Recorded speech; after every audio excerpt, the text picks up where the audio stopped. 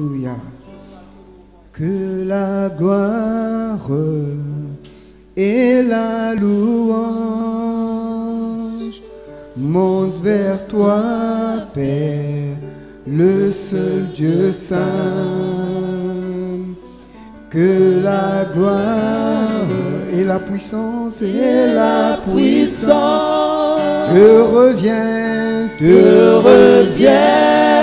Jésus mon roi, Jésus mon roi. Dis encore que la gloire, et la louange,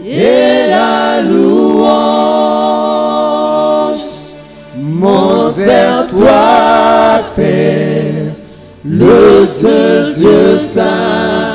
que la gloire, Que la gloire et la puissance te reviennent, Jésus mon roi. tu es digne, tu es digne, digne, tu es digne, Seigneur. tu es digne, Tu es digne de gloire, Jésus, tu es digne, Seigneur, tu es digne, Tu es digne, digne, Jésus, oh, tu es digne, Seigneur. tu es digne, Tu es digne de gloire. Tu es digne. Alléluia. Seigneur, c'est vrai, tu es digne et nous voulons te célébrer encore. Dans les cieux, sur la terre et sous la terre, nul n'a été trouvé digne, sinon l'agneau qui a été immolé, Jésus-Christ qui a été immolé pour nos péchés. Jean pouvait voir cet agneau qui était là comme abandonné, cet agneau qui était immolé, Jésus-Christ, qui a payé le prix à la croix de Golgotha pour nous. C'est pourquoi nous disons, tu es digne de recevoir l'honneur et la gloire. Tu es digne d'être adoré, tu es digne d'être magnifié. Celui qui tient les clés de David entre tes mains. Quand tu ouvres, Seigneur, personne ne peut fermer. Et quand tu fermes, Seigneur, personne ne peut ouvrir. C'est pourquoi nous reconnaissons ta souveraineté, nous reconnaissons ton excellence, nous reconnaissons ta grandeur. Reçois la gloire qui t'est due. Seigneur, alors que nous sommes là, nous voulons encore plonger nos regards dans ta parole. Puisses-tu encore nous parler, nous communiquer ta pensée. Et merci Saint-Esprit de nous conduire. Merci Esprit de Dieu de nous communiquer ce que tu as nous donné encore ce soir.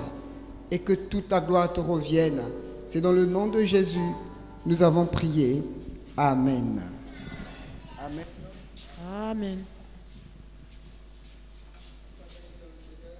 Mbote balingami kati na nkolo tokopesa na bambote tolingi tokabola liloba na Nzambe tolingi tolandisa oyo tomonaki poso eleki elingi koloba ete tokokende na mai ya mozindo.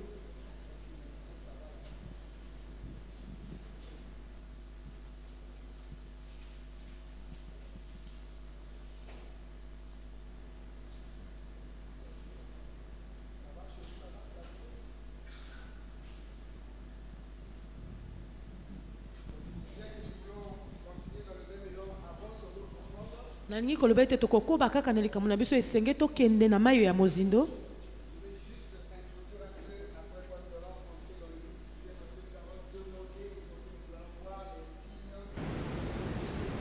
Nalingi ko banda pe na sima to mona opo ete na lobi tolingi ko mona bilembo ya Yesu Kristo. Je vais prendre seulement ce micro là.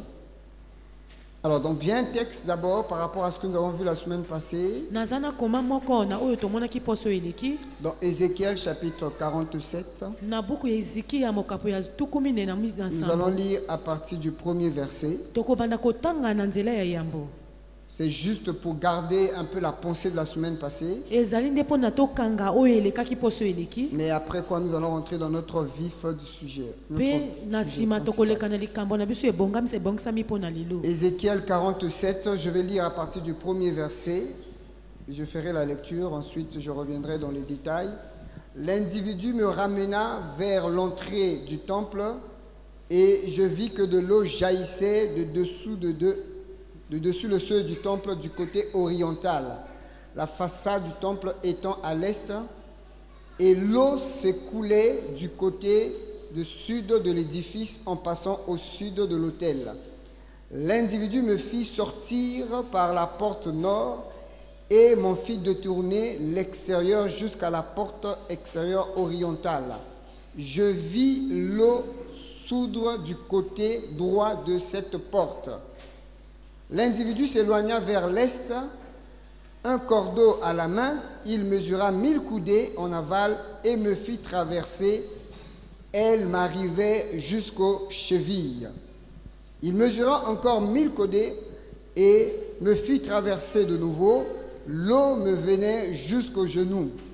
Il mesura encore 1000 coudées et me fit traverser. L'eau venait jusqu'à la taille. Il mesura encore 1000 coudées et maintenant c'était un torrent que je ne pouvais plus franchir car l'eau était si profonde qu'il fallait y nager. On ne pouvait plus le traverser autrement. Amen. Est-ce que nous pouvons acclamer la parole de Dieu? Dans ce texte, nous voyons 4 étapes pour aller en eau profonde.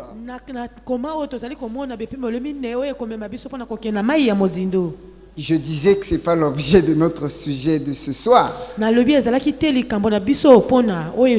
Mais j'aimerais quand même que nous puissions partager cette pensée qui montait dans mon cœur depuis.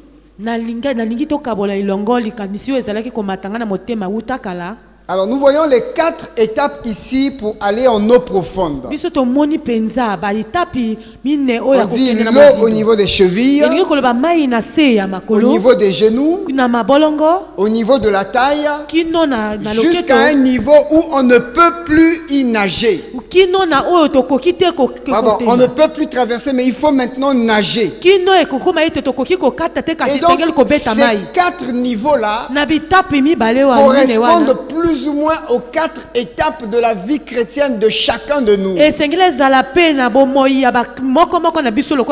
Quand nous avons reçu Jésus-Christ, nous devenons enfants de Dieu. C'est vraiment la première étape.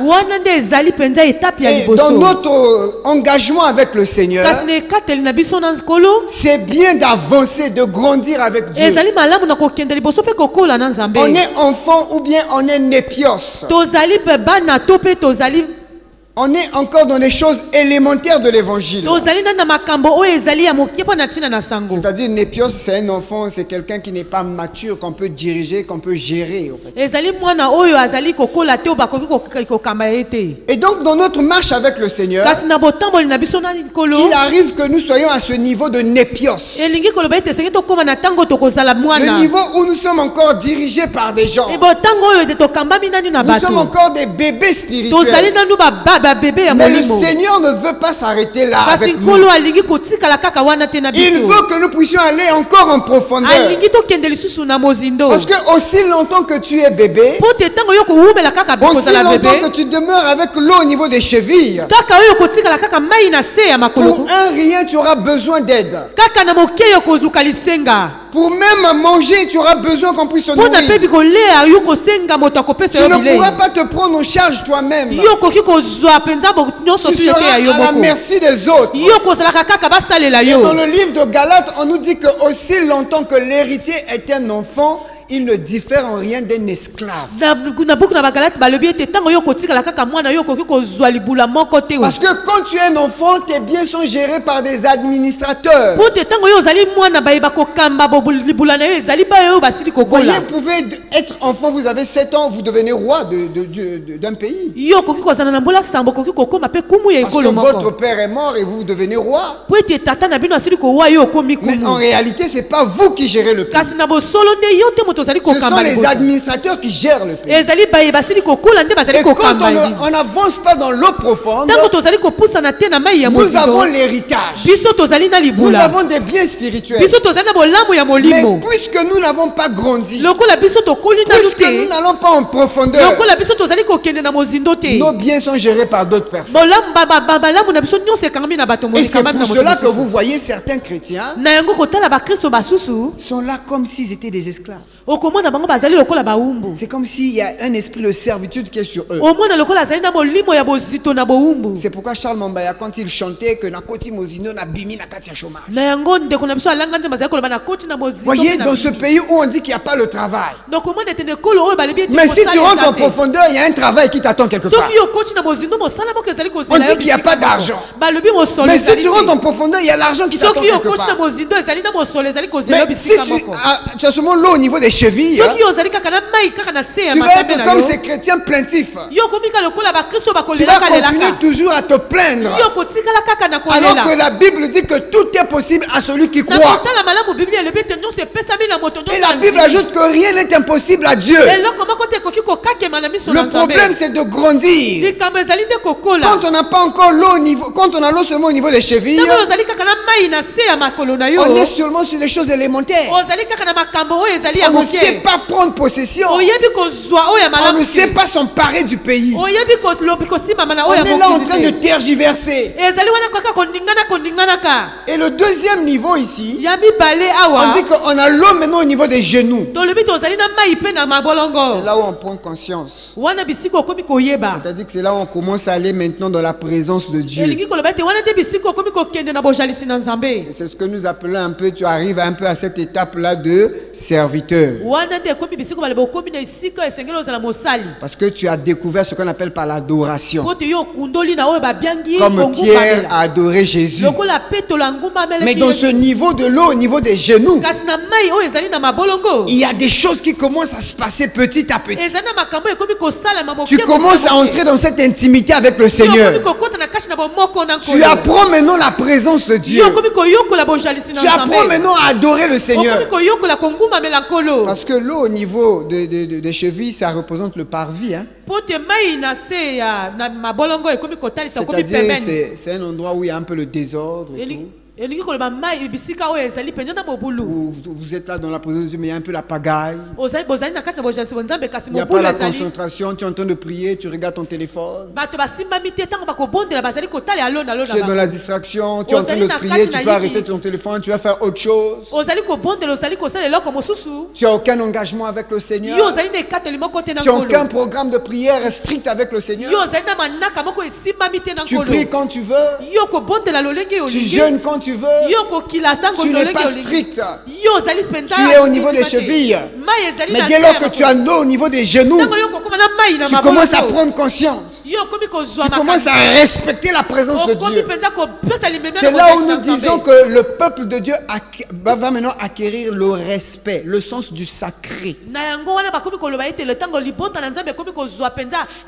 Tu prends conscience que je ne suis pas devant un homme. Tu prends conscience que là maintenant je suis devant mon Dieu, mon Créateur. Tu prends conscience que les choses spirituelles peuvent se passer. Et vous savez, les genoux, comme je disais, c'est l'adoration, c'est proskouner. Ça veut dire que se prosterner. L'image de la soumission. Tu veux rendre les hommages à ton Dieu. Tu es de plus en plus conscient de la présence de Dieu. Et quand nous allons en eau profonde, quand nous avons l'eau au niveau des genoux, nous commençons à prendre conscience, même physiquement, quand vous avancez dans l'eau, Dès que l'eau commence à arriver au niveau des genoux, physiquement même vous sentez quelque chose. Si vous ne savez pas nager, vous commencez déjà à avoir des frayeurs. Et là maintenant, quand tu prends conscience de la présence de Dieu, tu commences à parfois discerner même la voix du Seigneur. Mais tu ne t'arrêtes pas là. Tu es serviteur. Maintenant tu arrives au niveau de la taille. Tu fais quelque part, tu as l'eau au niveau de la taille. Tu arrives à ce niveau que nous appelons les amis de Dieu. Là maintenant Dieu peut te confier les secrets. Vous savez que la Bible dit que invoque moi je te répondrai. Ensuite, hein? Je t'annoncerai, non, il faut dire, je t'annoncerai les choses cachées. Il y a des choses que Dieu veut révéler pour ta vie. Mais si tu n'avances pas dans cette profondeur-là, si tu n'arrives pas avec l'eau au niveau de la taille, tu ne peux pas être son ami. C'est pas possible. Il faut que tu arrives au niveau de la taille. Quand tu as l'eau au niveau de la taille, à ce moment-là, tu rentres dans cette amitié avec Dieu, dans cette intimité avec Dieu. Il peut maintenant te dire, cacherai-je à un tel ce que je veux faire? C'est là où maintenant Dieu peut te révéler les choses pour ta vie. Dieu peut t'éclairer les choses pour ta famille. Dieu peut te révéler les choses même cachées. Vous voyez, on nous parle d'un serviteur de Dieu dans la Bible. Alors que Paul était devenu aveugle, pendant que Ananie était en prière, Dieu va lui révéler. Il dit, va à telle adresse. Il y a mon serviteur qui est là-bas. Il s'appelle Saul de Tarse. Il attend pour que tu viennes prier pour lui, pour que les écailles tombent de ses yeux. Bien aimé dans le Seigneur, il est possible que Dieu nous révèle les choses qui sont cachées. Il y a des choses parfois qui sont cachées dans notre maison, même nous-mêmes ne sommes pas conscients. C'est comme ça que Paul, quand il a rallumé le feu, le serpent est sorti.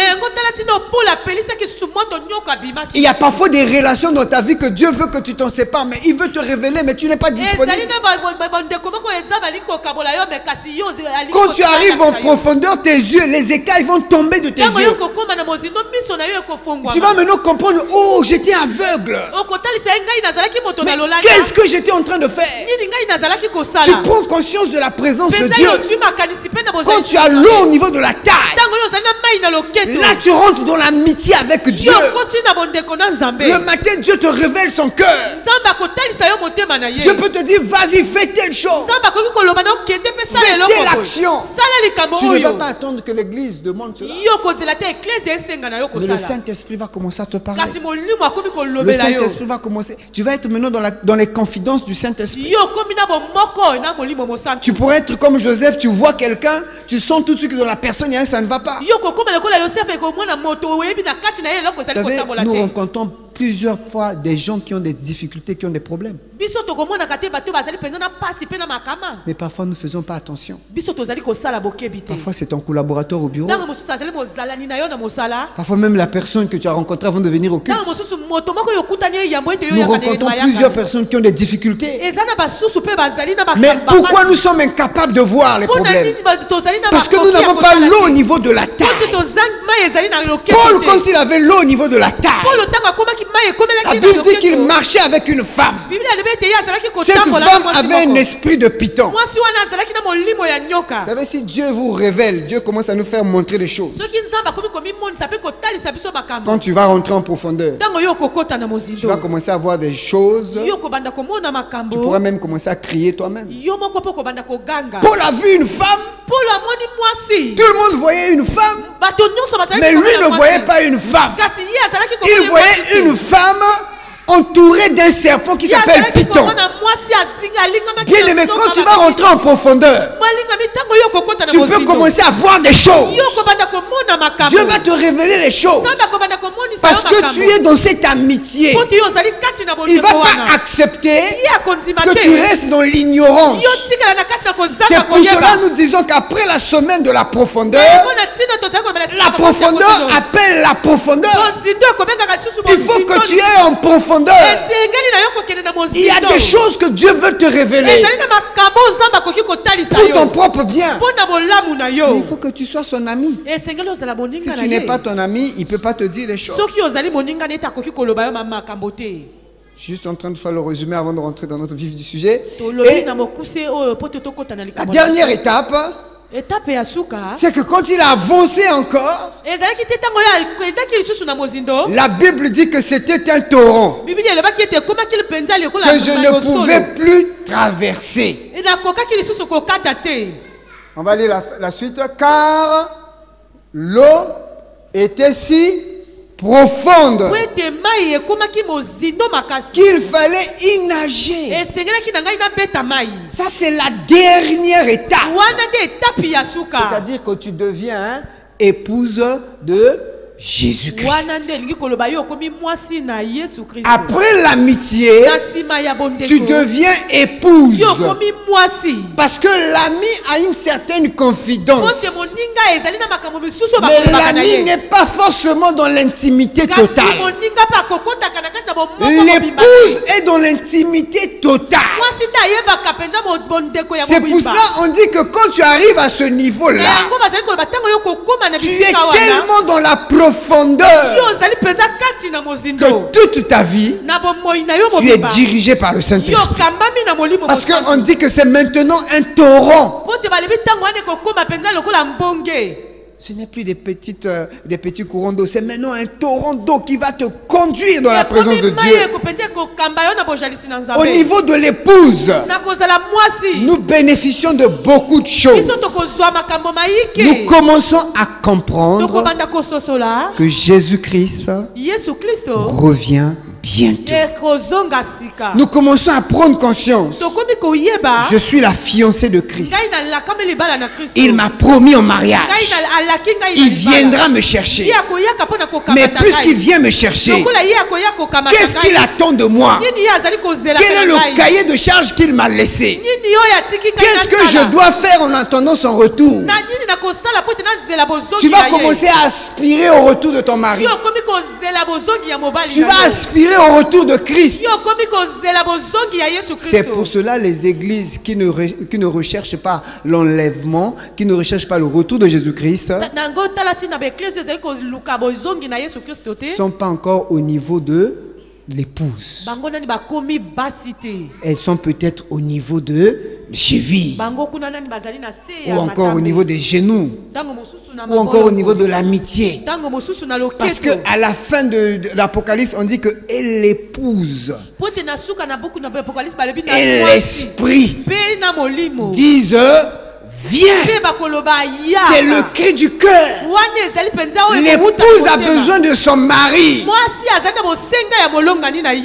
Et quand moi, parfois, je travaille en retard, je vois, je bosse dur, mais je sens que ma femme a besoin de moi. Je sens qu'elle m'attend, elle soupire, elle appelle, il faut communiquer. Quand est-ce que tu vas revenir? Mais c'est cette église-là que nous devons être. Jésus-Christ n'est plus là physiquement avec nous. Mais qu'est-ce que l'église fait maintenant? Est-ce que nous sommes en profondeur? Avons-nous compris? Avons-nous compris que nous sommes l'église? Et si nous sommes l'église, qu'est-ce qui doit motiver notre vie?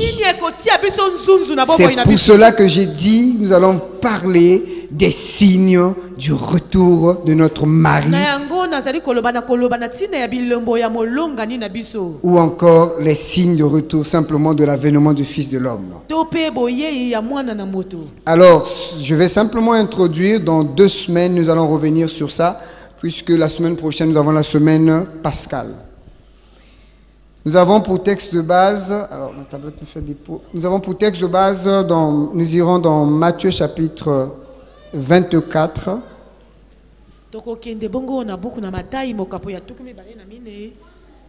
Matthieu 24. Nous allons donc lire à partir du verset 36.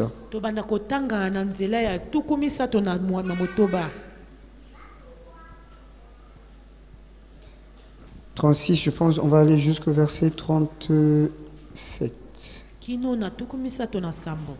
Bon, on va aller même jusqu'au verset... Bon, on va, Matthieu 24, 36. Nous allons nous arrêter au verset 38. Voilà. Pour ce qui est du jour et de l'heure, personne ne le sait, ni les anges dans les cieux, ni le Fils de l'homme, mais le Père seul. Ce qui arriva du temps de Noé arrivera de même à l'avènement du Fils de l'homme. Verset 38. Car dans les jours qui précédèrent le déluge, les hommes mangeaient et buvaient, se mariaient et mariaient leurs enfants jusqu'au jour où Noé entra dans l'arche. Amen. Ah non, prenons le verset 39, j'en ai besoin aussi. Et ils ne se doutèrent de rien jusqu'à ce que le déluge vint et les emporta tous. Il en sera de même à l'avènement du Fils de l'homme. Amen. Est-ce que nous pouvons encore acclamer la parole de Dieu? Alors, donc, notre sous-thème par rapport au thème « Les signes de la deuxième venue du Seigneur », nous allons appeler ça « Au jour de Noé ». Il y a aussi un verset complémentaire, 1 Pierre chapitre 3, verset 20. 1 Pierre 3, verset 20. Nous allons lire. Tant que la technique mette. S'il te plaît, essaie de démarrer la tablette là. Ah, c'est bon. Redémarre juste, après tu vas me redémarrer. 1 Pierre 3, verset 20. Tu peux t'asseoir, tu peux t'asseoir. Tu redémarres après, tu pourras me dire. 1 Pierre 3, verset 20, c'est pas 1 Pierre 3, verset... 1 Pierre 3, verset 20.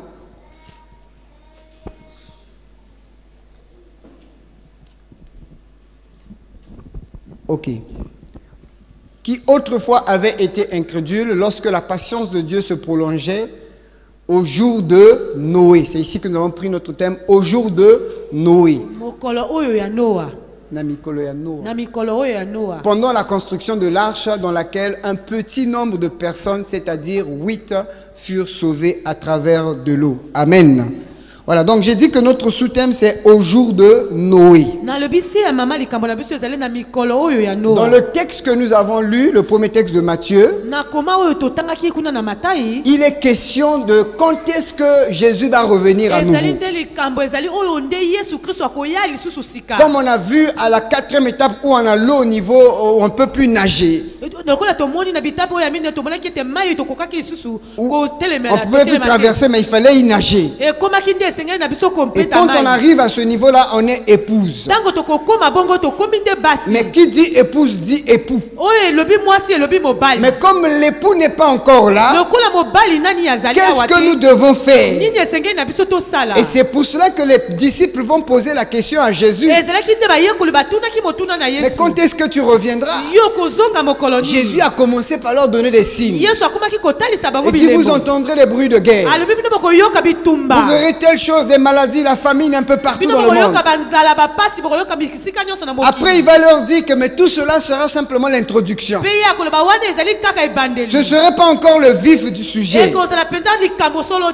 Et dans son évolution, dans son développement, il arrive à cette partie où nous avons lu. Il dit mais le jour précis où le mari doit revenir, le jour précis où Jésus-Christ doit revenir,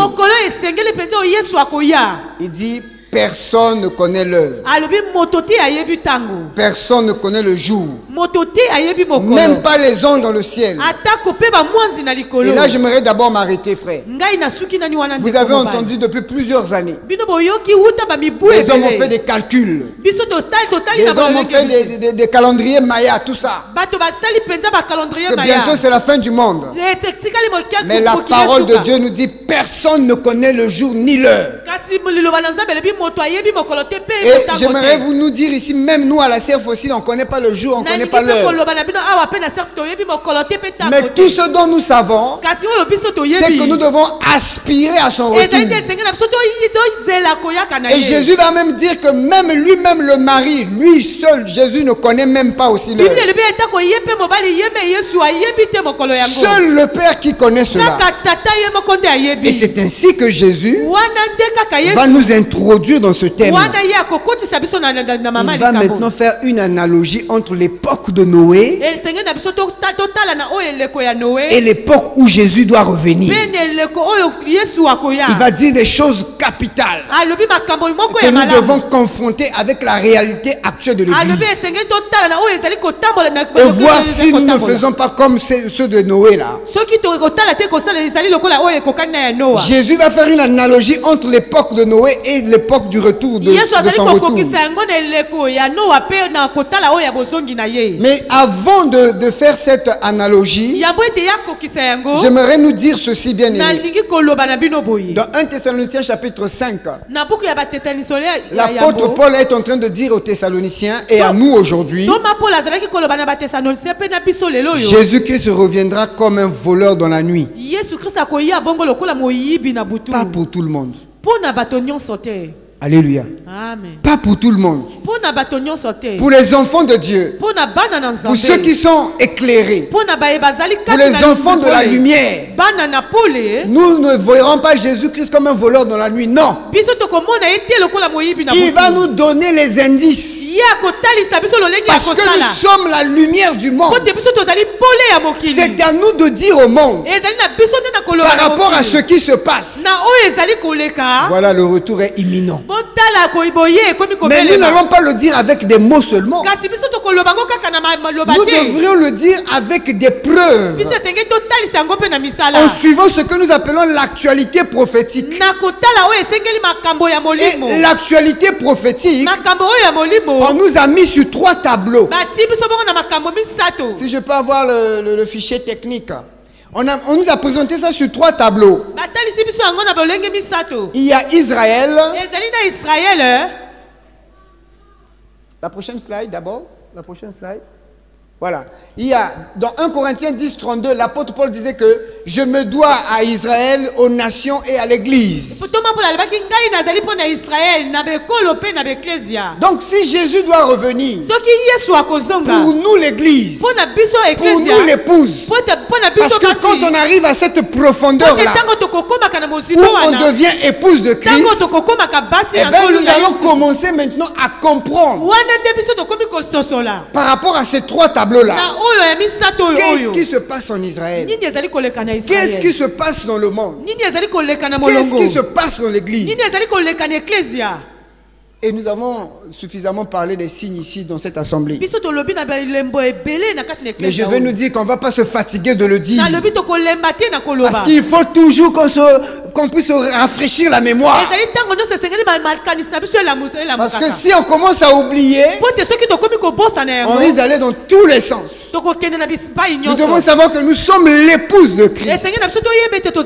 Et par rapport à Israël, il y a des choses qui se sont passées. Il y a des choses qui vont arriver. Par rapport aux nations, il y a des choses qui arrivent aussi. Mais j'aimerais dire brièvement par rapport à l'église. Avant le retour du Seigneur Jésus-Christ, on n'aura que 2 types d'églises. L'église de Laodicée et l'église de Philadelphie. L'église de Philadelphie, c'est l'église qui va garder la parole.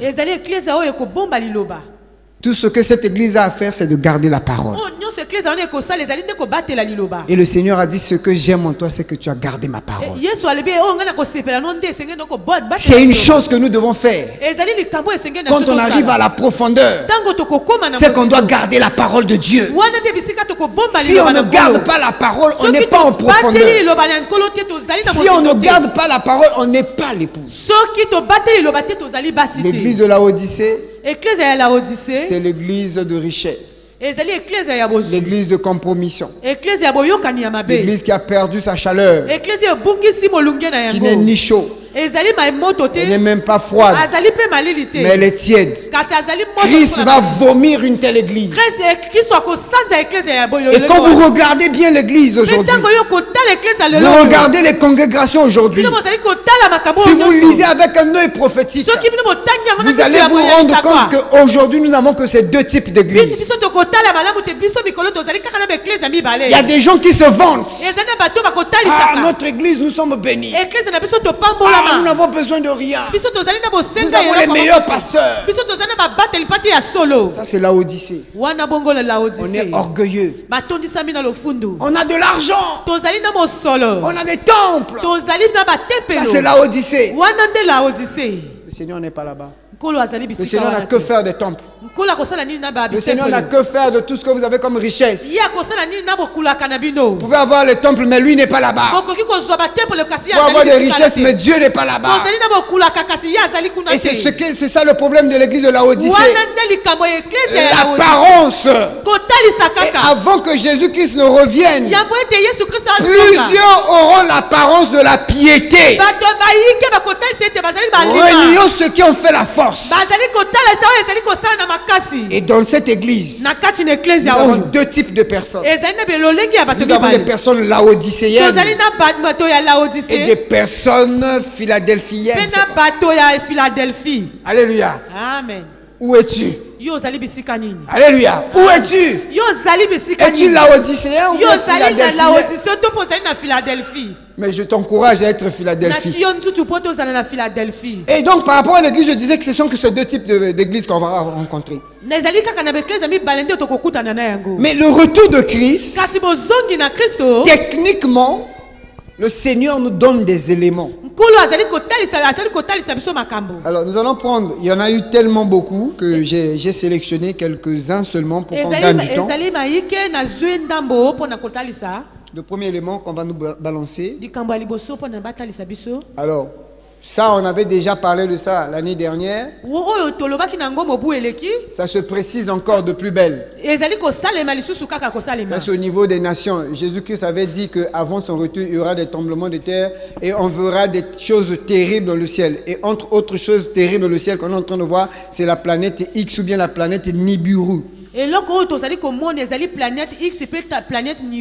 C'est-à-dire qu'aujourd'hui, il y a peut-être, il y a longtemps, les astronautes n'avaient pas encore vu ça. Maintenant, aujourd'hui, ils ont vu ça, que ça se rapproche de plus en plus de la Terre. Et la NASA même vient de publier récemment des vidéos pour dire que ça se rapproche encore de la Terre. Et c'est pour dire que ce monde va être détruit selon eux. Mais ce sont les signes que le Seigneur avait déjà promis, il nous avait annoncé dans la Bible.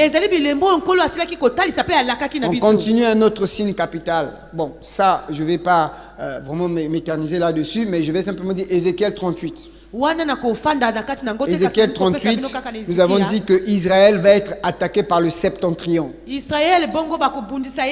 septentrion, c'est l'extrême nord. Et il devait être attaqué par une nation qui est au septentrion d'Israël. Quand vous regardez la carte d'Israël, au septentrion, nous avons quoi? La Russie. Et quand vous suivez bien les actualités avec un langage prophétique, vous allez vous rendre compte qu'au moment où je vous parle, il y a un conflit qui est en train de se préparer entre les États-Unis, la Russie, la Syrie pour attaquer Israël. Je vous explique ce conflit-là en quelques mots. Allons-y, la prochaine slide. Voilà. L'année dernière, je pense, l'année 2017, fin 2017, quand on entre en 2018, donc le président que vous voyez là-bas, vous connaissez le nom, hein? Comment il s'appelle? Voilà, Donald Trump, il a proclamé donc Israël comme la capitale, non, Jérusalem comme la capitale d'Israël. Et ça a créé un conflit. Il ne s'est pas arrêté là. En 2019, c'est pour cela que j'ai dit qu'il fallait qu'on fasse un point sur les actualités prophétiques. En 2019, il a posé quelque chose encore de très important et prophétique. Nous allons voir cela, la prochaine slide. Voilà, donc il va reconnaître, donc il va proclamer un décret reconnaissant la souveraineté d'Israël sur donc le plateau de Golan. Donc le plateau de Golan, c'est ici là. Golan, je ne sais pas. Hein? C'est bon? Oh non, là c'est technique. Ok. Voyez, ça s'est passé le 25 mars de cette année. Alors, pourquoi ceci constitue pour nous une information prophétique? Parce que quand vous regardez bien Israël, après la guerre de 7 jours, ils ont réussi à gagner ce territoire-là qu'on appelle le plateau de Golan. C'est comme si le Congo va en guerre avec Kinshasa, chose qui ne va pas arriver, on ne souhaite pas, bien aimé. Hein?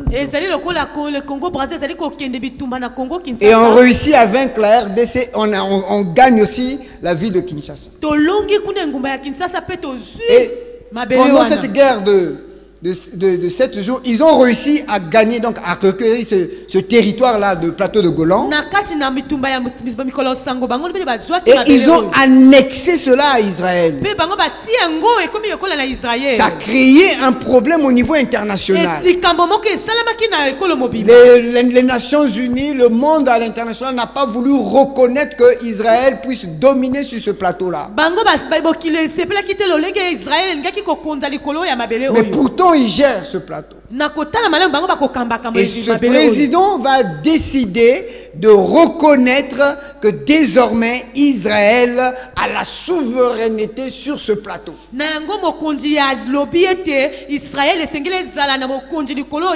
Quand vous regardez juste en bas, le même jour que lui a parlé, regardez ce qui se passe en bas. Il dit que non, je dis même la Bible. Les actualités disent que la Russie n'accepterait jamais la souveraineté d'Israël sur le Golan.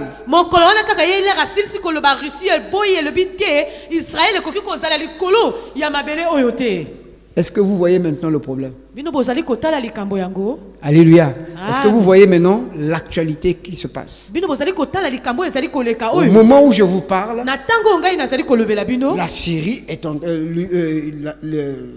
la Russie est en train d'organiser une coalition pour attaquer Israël. Il y a même un article que je ne vous ai pas mis, mais c'est sur les missiles que la Syrie a préparé, les missiles pour attaquer Israël. Mais tout ce que vous voyez là, ces conflits qui sont en train de se préparer contre Israël, mais la Bible a annoncé cela. La Bible a bien dit dans Ézéchiel 38 qu'il y aura une attaque surprise qui va venir du septentrion. On va attaquer Israël. Et quand on va attaquer Israël, ce sera le top pour la manifestation de l'Antichrist. Pourquoi? Parce que pendant cette guerre surprise, l'armée du ciel va intervenir en faveur d'Israël. Israël remportera la victoire. Ce que nous appelons par le combat de Gog et Magog. Ah, bon mot comprendre. Et quand ils vont remporter cette victoire-là, il y aura un individu qui va se présenter à la Knesset, qui est le Parlement israélien, et qui va dire qu'il va s'approprier cette victoire. Et le gars là, c'est lui l'Antichrist. Donc les conflits qui se passent autour d'Israël nous prouvent à suffisance que nous sommes en train d'aller vers la fin. Il faut être fou. Il faut être insensé pour ne pas lire ces signes-là. Parce qu'il y a Israël Israël, il y a l'église, il y a les nations. Voilà ce qui se passe sur Israël. Renseignez-vous bien. Vous allez voir que la Russie, la Syrie, tous ces pays que la Turquie, cité dans Ézéchiel 38, se prépare pour attaquer Israël. Ça a été annoncé. La prophétie ne fait que s'accomplir petit à petit. Et c'est sous nos yeux. Mais qu'est-ce que l'Église fait? L'Église est distraite. Qu'est-ce que l'Église fait? L'Église ne veille pas. Qu'est-ce que l'Église fait? L'Église s'attarde aux choses de la terre. Mais l'Ecclésiaste disait quoi? L'Ecclésiaste disait quoi? Vanité de vanité. Tout est vanité. L'Ecclésiaste a dit j'ai tout fait. J'ai goûté à tous les plaisirs. J'ai eu les plus belles femmes. J'ai eu les plus belles maisons. J'ai voyagé. J'ai goûté à tout. À la fin, je me suis rendu compte que tout n'est que vanité. Il a dit j'ai tout goûté. Il dit j'ai comparé même la vie d'un sage avec la vie d'un insensé. J'ai vu que le sage a plus d'avantages que l'insensé dans la vie. Celui qui a étudié a plus d'avantages. Mais je me suis rendu compte qu'à la fin de toutes choses, et le sage et l'insensé, on finit par les enterrer. Ça sert à quoi? C'est pourquoi il disait il y a un temps pour toutes choses. Il y a un temps pour venir au monde et un temps pour mourir. Mais quand le temps de mourir viendra, qu'en sera-t-il de mon éternité? C'est pourquoi l'Ecclésiaste a dit j'ai compris une chose. Tout ce qu'on attend de l'homme, c'est qu'il puisse craindre Dieu. S'il y a une chose qu'un homme doit faire, c'est la crainte de Dieu. Le livre d'Ecclésiaste, c'est ça seulement. Il fait des comparaisons, des comparaisons, des comparaisons. Et il se rend compte que c'est inutile. C'est que poursuite devant. Il dit tu vas amasser des richesses. Tu as construit une belle maison. Mais qui te dit qu'après toi, il y aura quelqu'un qui va bien gérer la maison? Peut-être sera un insensé qui va venir, qui va commencer à danser sur la maison. La maison que tu as souffert, frère. Poursuite devant. Et la conclusion, il a dit, au fait, c'est du point de Ecclésiaste 12, verset 11, il dit, ce qu'on demande à un homme, c'est de craindre le Seigneur. C'est ça la conclusion du livre d'Ecclésiaste. Un livre plein de thèses, d'antithèses. Donc c'est pour nous dire, bien aimés, nous devons revenir à ce qui est essentiel. Nous devons revenir à la profondeur. Puisque le Seigneur nous a emmenés à la profondeur, cette profondeur-là nous appelle maintenant à regarder en haut et non sur la terre. Sur la terre, ce n'est que normal que tu sois béni. La Bible dit j'ordonnerai à la bénédiction de te suivre. Ce n'est pas à toi de suivre la bénédiction, mais pour ton bien sur la terre, Dieu va ordonner la bénédiction de te suivre. Mais là où Dieu t'attend, c'est que tu regardes, que tu aspires à son retour. Les signes s'accomplissent là. Il y en a combien qui savent ça? Il y en a combien? Les avortements, les lois d'avortement qu'on a validées cette année. Il y en a combien qui sont au courant de ça? On est dans la distraction. On se passe le temps entre nous. On danse, on saute. C'est pas mauvais. Mais c'est pas ça. Jésus n'a pas besoin des danseurs. Il a besoin des adorateurs qui attendent son retour. Un autre signe toujours par rapport à cela. Ça, c'est des choses que nous connaissons, mais bon, on peut quand même en parler. Ça s'est passé quoi? Le 19 février 2019. La neige a toujours été blanche, n'est-ce pas? Mais voilà qu'il y a la neige noire. La neige noire tombe en Sibérie. La neige noire. La neige noire. Amen. Bon, ça se passe là, sous nos yeux. Eux-mêmes ils disent, c'est la fin du monde. Mais Dieu nous parle. Bon, comme nous on n'a pas la neige ici, on ne s'intéresse pas. Mais le Seigneur parle. La neige noire tombe en plein Sibérie. Neige noire. Et avec ça, on ne veut pas toujours comprendre que Jésus revient bientôt. On continue, papa, vas-y, la suite. Regardez, je ne veux pas dire son nom, mais regardez cette maman qui est homosexuelle, qui est lesbienne, qui va gérer tout un état des États-Unis, Chicago. Tala maman oyo penza azali mwaso akosangisa nzoto na baninga basi tala ya kokoma mokonzi kuna na Chicago. Quand les valeurs sont renversées. Les valeurs sont renversées là, sous nos yeux. Ça s'est passé la semaine, le 3 avril, non? Donc la semaine passée. Voyez? Elle a été nommée maire. Elle est lesbienne à plus de 74%.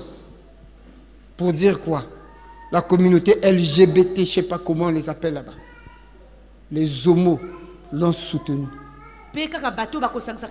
Je vous avais dit que d'ici là, vous allez entendre que la Bible va être interdite de vente en Californie. Parce qu'ils disent que la Bible a des propos contre les homosexuels. Regardez une mère qui est lesbienne. Mais qu'est-ce qu'elle va faire de la Bible, honnêtement? Dites-moi.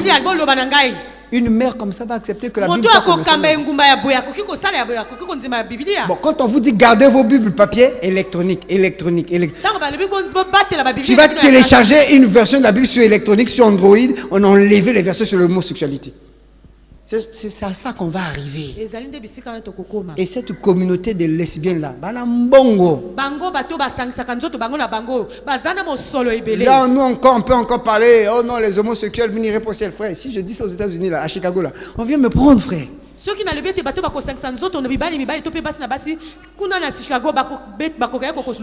monde est en train d'aller vers tout à fait la destruction, la déchéance totale. Mais l'église, où es-tu? Est-ce que nous prenons conscience? On a écouté ça comme une information.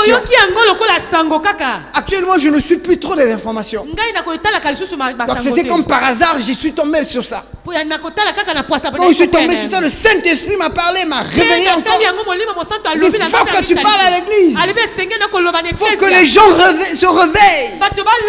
Que nous prenions conscience que nous sommes en train d'aller vers la fin. Voilà les indices techniques. On pourrait passer toute la soirée. Il y en a beaucoup. Pour 2019, là, il y en a beaucoup de choses qui se passent. On va vous charger de ça. Pour que nous soyons prêts et que nous comprenions que l'espérance nous appelle pas d'en bas, l'espérance nous appelle d'en haut.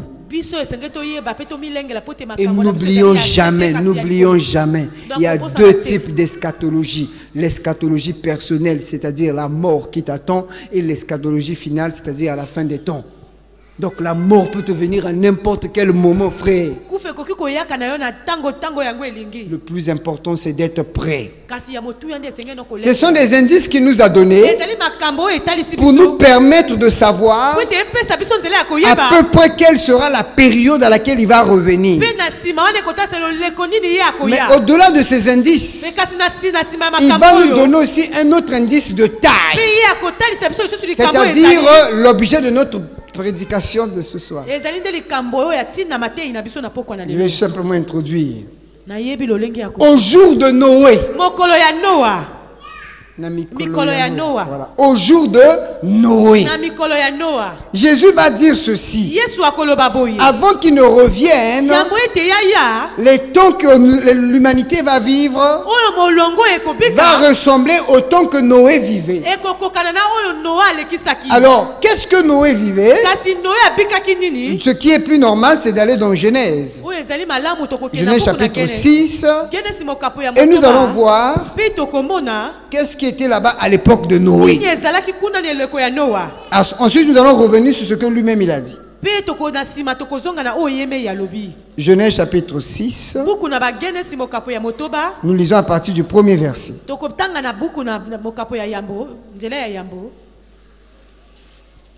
On va aller certainement jusqu'au verset. Bon, allons-y. Lorsque les hommes eurent commencé à se multiplier sur la face de la terre et que les filles leur furent nées, Verset 2. Les fils de Dieu virent que les filles des hommes étaient belles. Ils en prirent pour femmes parmi toutes celles qu'ils choisirent. Alors l'Éternel dit, mon esprit ne restera pas toujours dans l'homme, car l'homme n'est que chair et ses jours seront de 120 ans. Les géants étaient sur la terre en ces temps-là. Après que les fils de Dieu furent venus vers les filles des hommes et qu'elles leur eurent donné des enfants, ce sont ces héros qui furent fameux dans l'Antiquité. L'Éternel vit que la méchanceté des hommes était grande sur la terre et que toutes les pensées de leur cœur se portaient chaque jour uniquement vers le mal. Voilà ce verset-là qui est clé. On reste d'abord sur ça. Il y a eu une relation entre les filles des hommes et les fils de Dieu. Bon, d'autres diraient, on n'a pas toutes les précisions, on dirait que ce sont des démons qui étaient déchus, qui se sont accouplés avec les filles des hommes. Mais ce qui est dit, c'est que ce sont les fils de Dieu qui se sont accouplés avec les filles des hommes. Donc c'était déjà des rapports qui étaient prohibés, qui n'étaient pas permis. Donc déjà à cette époque, il y avait déjà cet accouplement qui était interdit. Ensuite, comme j'ai dit au verset 5, la Bible nous dit que à cette époque-là, l'Éternel a remarqué, il a bien vu que l'homme était de plus en plus en train de faire le mal. La méchanceté était si grande sur la terre. Est-ce que c'est pas ce que nous voyons aujourd'hui? La méchanceté est maintenant si grande sur la terre. Il y a une maman qui me partageait ceci. Elle ne prie pas avec nous. Elle dit qu'elle avait commencé son commerce. Et elle a partagé cela à sa grande sœur. Sa grande sœur lui a dit, ah mais je vois que ton commerce marche bien. Et moi j'aimerais ouvrir ma boutique en face de ta boutique et vendre les mêmes choses que toi. Elle dit, oh. Il dit, pasteur, quand elle était en train de me dire ça, je pensais qu'elle s'amusait. Et elle a réalisé cela à Brazzaville ici, je ne vais pas vous dire. Deux boutiques identiques, vendant les mêmes articles. Petite soeur et grande soeur. Méchanceté. Au point où les deux travaillent dans la même structure. La petite soeur était tellement choquée. Elle a décidé de démissionner. Je ne peux pas travailler comme ça. L'homme est devenu méchant. La méchanceté, elle est grande. Vous voyez, aujourd'hui, on est en train de jeter des sorts aux gens. Vous voyez tout ce que les maladies que les gens souffrent aujourd'hui. Il y a même le sida qu'on donne spirituellement. Pourquoi? Parce que les gens sont devenus méchants. La méchanceté est devenue si grande sur la terre.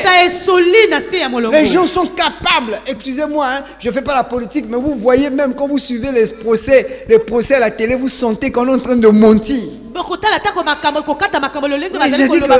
Tu sens que le gars est en train de mentir. Mais tu dis, mais où est-ce qu'on va? Oui, parfois un général qui est en train de pleurer, c'est ma vie. Mais vous mentez, c'est ma vie. Le gars pleure. C'est la méchanceté. C'est comme ça. Tu veux ou tu veux pas, c'est comme ça. Les gens sont devenus méchants dans nos maisons. Oui, on empoisonne même des frères et sœurs. Parce qu'on voit un frère briller, une soeur briller, on l'empoisonne. L'autre en train de chanter ici au micro, chante bien. On commence à jalouser. La méchanceté est partout. Je dis partout. Même dans le foyer. Regardez aux États-Unis, peut-être pas au Congo, ça se passe pas, mais regardez aux États-Unis. Combien de conjoints ont tué leur partenaire pour avoir de l'héritage? La méchanceté était si grande. kanza kanza C'est ce que le Seigneur voit aujourd'hui. wana nde ezali Quand nkolo tu aza regardes koloba. notre terre là, Ntango azali kotala na se na il voit que mabele la méchanceté est grande. akomona kaka kanza ndenge ezali Il voit que kosola toutes les pensées amoni makanisi de nyonso leur cœur se portaient chaque jour uniquement na vers le mitema na mal. bango ezali kotala kaka Comment tu mabe peux t'asseoir? lolenge kani Tes yo pensées, kofanda c'est seulement comment je veux faire le mal. yo lolenge na yo kaka lolenge nini na kosala mabe C'est pourquoi l'apôtre Paul pouvait dire dans le livre de Philippiens, tala du puto makola reste, aza koloba na Philippe que na tout ce Philippe qui est bien, tout ce qui est digne de louange, tout ce qui mérite l'approbation, soit l'objet de vos pensées. alobi Comment nyonso tu- malamu ezala na makanisi na Comment bango. tu peux t'asseoir yo lolenge kani yo et kofanda tu commences à avoir des pensées? yo okomi kozwa makanisi Le prophète même pas.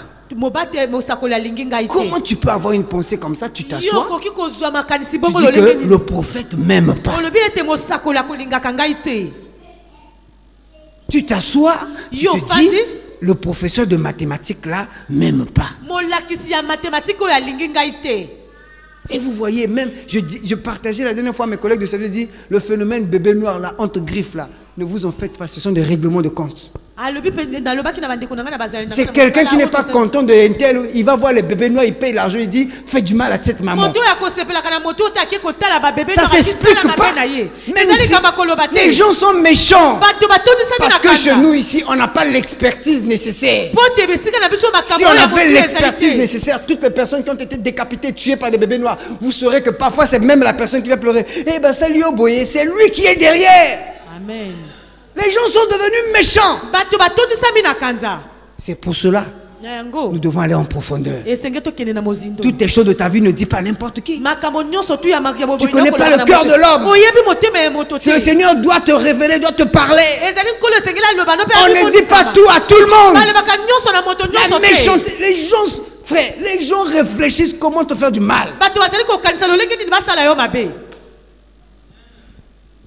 Comment faire du mal à l'église. lolenge kani kosala mabe Et na le Église. Dieu, quand il voit cela, ntango nzambe akomona il dit non, yango ce monde-là c'est fini. Non, je peux plus. akoloba te nakoki Il faut lisusu que je te revienne, que je règle ce problème. nazonga po te nabongisa likambo Et oyo la suite du verset, nzela oyo elandi verset 6. nzela ya motoba L'Éternel se repentit même. Le repentir là, c'est pas parce qu'il a fait du mal. Hein. C'est le repentir là, c'est, on a dit la repentance, c'est métanoïa, c'est changer de direction. C'est-à-dire que Dieu a décidé de ne plus continuer avec l'homme. Donc il a décidé de détruire cette humanité. nzambe azwaki ekateli ya kotala kotambola lisusu na bato ntina yango azwaki ekateli aboma mokili Et je ne vais pas encore aller en détail, mais je veux qu'on revienne sur Jésus-Christ. nalingi tozonga na oyo etali yesu Je vais simplement introduire les 3 points que Jésus-Christ a évoqués. Après quoi, donc, dans 2 semaines, nous y reviendrons. Alors, qu'est-ce que Jésus va dire dans Matthieu chapitre 24, verset 36, où nous étions? Jésus va dire ceci. yesu akoloba boye Vous avez bien vu qu'à l'époque de Noé, bino bomoni malamu ete na eleko ya noa il y avait la corruption, ezalaki mpenza na il y kosomba avait la sexualité, ezalaki na bosangisi nzoto ya mabe mais ce qui était plus frappant, kasi oyo ezalaki mpenza ya mabe makasi c'était la méchanceté. ezalaki nde kanza Jésus, quand il va parler de ce qui se passait à l'époque de Noé, ntango yesu akomaki koloba na oyo elekaki na eleko ya noa bizarrement, Jésus ne parle pas de la méchanceté. mpe yesu akolobaka lisusu na ntina ya kanza te Regardez ce que Jésus va dire. tala oyo ya koloba Verset 37. nzela ya tuku misato na sambo Il dit qu'il y aura une analogie entre l'époque de Noé et l'époque du Fils de l'homme. alobi ekozala na bokokami na ntango ya On noa a bien na vu ntango ya bana na moto qu'à l'époque de Noé, il y avait la méchanceté. tomonaki ete na ntango ya noa ezalaki na On kanza voit bien qu'à notre époque aussi, il y a la méchanceté. mpe tomoni na ntango na biso mpe kanza Jésus ezali. savait qu'à notre époque, il y aura la méchanceté. yesu ayebaki ete na ntango na eleko Mais il na a biso mpe dit- ekozala na kanza C'est pas ça qui m'intéresse. alobi te wana ezali kotala Il ngai dit ce te qui m'intéresse, oyo ezali mpenza kotala c'est pendant ngai qu'il y a cette méchanceté-là, elingi koloba te ntango ezali na kanza qu'est-ce que oyo les gens faisaient réellement? nini bato oyo bazalaki kosala na Regarde, solo Jésus va dire 3 choses. yesu alobi makambo Il dit misato premièrement, alobi ya liboso à l'époque de Noé, na ntango ya noa ce que moi, Jésus, oyo ngai yesu j'ai à vous dire, oyo nalingi koloba na bino c'est que les gens étaient préoccupés bato basimbamaki par le manger et le boire. na kolia mpe komela Deuxième chose, likambo ya mibale les gens étaient préoccupés bato basimbamaki par le sexe. na kosangisa nzoto Troisième chose, ya misato les gens étaient préoccupés, bato basimbamaki verset 39, ils se doutèrent de rien par l'indifférence. bazalaki kosala bokeseni 3 choses makambo misato que Jésus va citer là. oyo yesu atangi Manger et le boire, le sexe et l'indifférence. Ce sont ces 3 points-là que nous allons entrer en détail dans 2 semaines. Jésus ne s'est pas préoccupé de l'état du monde. Il a dit, en tant que Dieu, malgré cet état bizarre, je me préoccupe de ce que les gens faisaient. Et nous sommes dans la même époque. La préoccupation de Christ. Qu'est-ce que l'Église est en train de faire? Le monde est méchant. Le monde est dans ses états. Qu'est-ce que toi tu fais? Nous allons décortiquer ces 3 points. Et certainement le Seigneur nous aidera à nous repentir. Déjà pour flasher simplement, quand vous voyez déjà l'église aujourd'hui, vous avez pitié. Les gens sont préoccupés sur le sexe. Nous-mêmes, quand on se convertissait là, on avait des débats avec des... Moi, je me souviens, j'ai eu des débats où même j'ai failli me battre avec des témoins de Jéhovah. On avait des débats avec des branhamistes. Mais aujourd'hui, est-ce que les chrétiens se préoccupent encore aux choses, la parole, la richesse de la parole? Les gens sont préoccupés sur le mariage. Ce que Jésus a dit. Et quand vous voyez le mariage en question, c'est même pas le mariage. C'est le sexe. Nous y reviendrons. Baissons nos têtes dans la prière. Commençons à remercier encore le Seigneur pour cette parole. Lui qui veut que nous ayons l'eau au-delà de la taille. Pour que nous puissions devenir l'épouse. Bénis le Seigneur pour cette parole que tu as reçue encore ce soir. Alléluia. Alléluia. Alléluia. Alléluia. Merci Seigneur. Alléluia. De gloire en gloire. De gloire en gloire, tu m'emmènes